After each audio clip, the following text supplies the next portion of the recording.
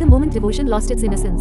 श्रोताओं, इस कथा के आरंभ से पहले अपने हृदय के द्वार धीरे से बंद कर लीजिए और एक अदृश्य खिड़की खोल दीजिए जहाँ तर्क नहीं, केवल अनुभूति प्रवेश करती है। क्योंकि यह कहानी केवल शब्दों की नहीं, यह उन परछाइयों की है जो दीपक बुझने के बाद भी दीवारों पर ठहर जाती हैं। यह उन धड़कनों की है जो किसी और के नाम से धड़कने लगती हैं, बिना अनुमति, बिना घोषणा। यदि आप अमृतत्व को केवल अनंत जीवन समझते हैं, तो शायद ये कथा आपकी परिभाषाएं बदल दे। यदि आप प्रेम को केवल एक भावना मानते हैं, तो संभव है ये कहानी उसे नियति बना दे। कल्पना कीजिए एक ऐसी दुनिया जहाँ आकाश रक्तिम है, जहाँ साधना केवल शक्ति नहीं, आत्मा की परीक्षा भी है, जहाँ गुरु और शिष्य का बंधन सीमाओं से परे जा सकता है और मौन सबसे गहरा स्वीकार बन सकता है। पर सावधान, हर रहस्य प्रकाश में आते ही सुंदर नहीं होता। कुछ रहस्य आत्मा में उतरकर धीरे धीरे अपना जादू बुनते हैं। ये कथा उसी जादू की है।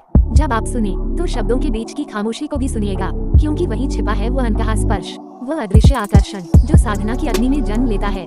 ये कहानी आपको भय नहीं देगी, पर आपको भीतर तक छू लेगी। यह आपको रुलाएगी नहीं, पर शायद आपकी आत्मा को दर्पण दिखा दे। तो आइए रात की इस रहस्यमय दहलीज पर कदम रखिए और तैयार हो जाइए एक ऐसे प्रेम को जानने के लिए जो देह से नहीं, भाग्य से जन्मा है। और अंत में जब कथा अपनी अंतिम सांस लेगी, तब शायद आप पाएंगे कि यह केवल छू-नींद की कहानी नहीं थी, यह उस भाव की यात्रा थी जो साधना से प्रेम तक पहुंचती है। शायरी की कुछ पंक्तियां, तब की लौ में जो छाया मुस्कुराई थी कभी, वही छाया आज किस्मत बनकर सामने आई है। अमृतत्व की राह पर चला था जो अकेला, उसी राह में प्रेम ने चुपके से ज्योति जलाई है।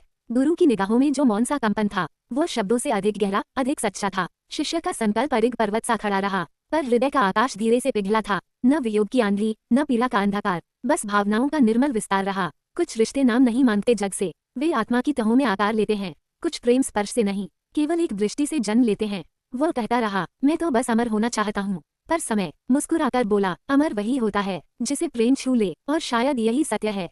देह क्षणभंगुर है, साधना अनंत हो सकती है, पर जो प्रेम नियति से बंधा हो, वह जन्मों के पार भी स्थिर रहता है। To continue listening, like and subscribe royal novel channel headphone.